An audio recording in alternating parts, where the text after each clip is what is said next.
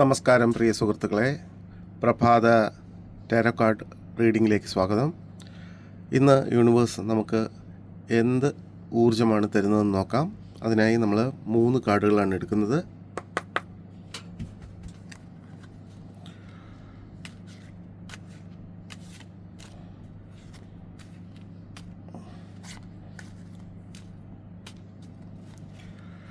നമുക്ക് സ്പ്രെഡ് ചെയ്ത് നോക്കാം.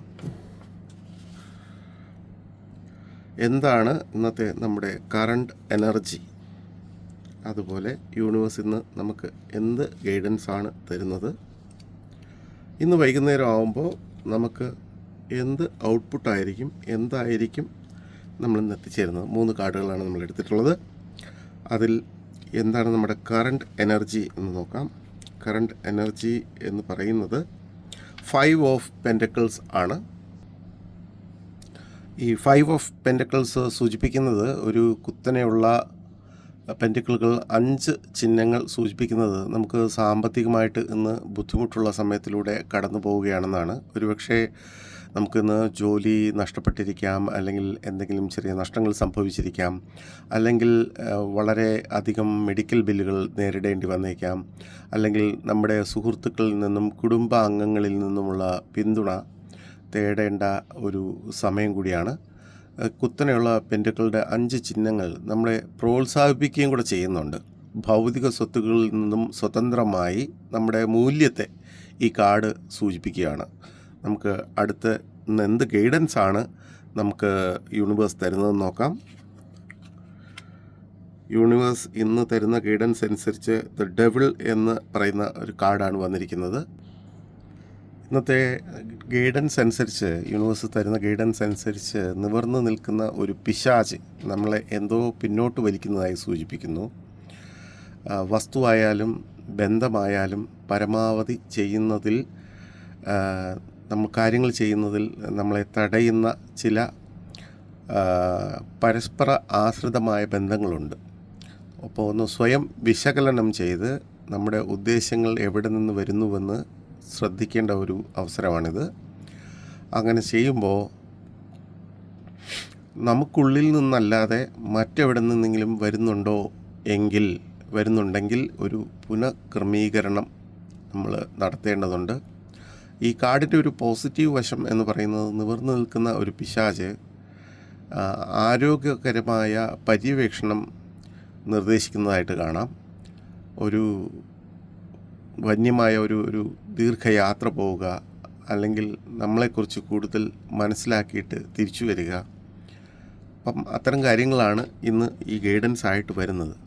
ഇന്ന് വൈകുന്നേരം നമുക്ക് എന്ത് ഔട്ട്പുട്ട് പ്രതീക്ഷിക്കാം എന്നുള്ള കാർഡും കൂടെ നോക്കാം.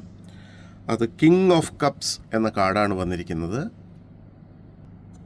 കിങ് ഓഫ് കപ്സ് എന്ന് പറയുമ്പോൾ കപ്പുകളുടെ രാജാവാണ്. അപ്പം സാഹചര്യങ്ങളിൽ പൂർണ്ണമായ നിയന്ത്രണമാണ് ഇത് സൂചിപ്പിക്കുന്നത്. ഇന്ന് വൈകുന്നേരം ആകുമ്പോൾ നമുക്ക് കിട്ടുന്ന ഔട്ട്പുട്ട് എന്ന് പറയുന്നത്, ജീവിതത്തിൽ പ്രശ്നങ്ങളുണ്ടാകുമ്പോൾ നമ്മുടെ അവബോധത്തെ വിശ്വസിക്കുക. നമ്മുടെ പാതയെ തടയുന്ന ഏത് പ്രതിബന്ധങ്ങളെയും മറികടക്കാൻ യുക്തിയും സർഗാത്മകതയുടെയും സംയോജനം ഉപയോഗിക്കുക. നമ്മുടെ വൈദഗ്ധ്യം ഉപയോഗിക്കുക.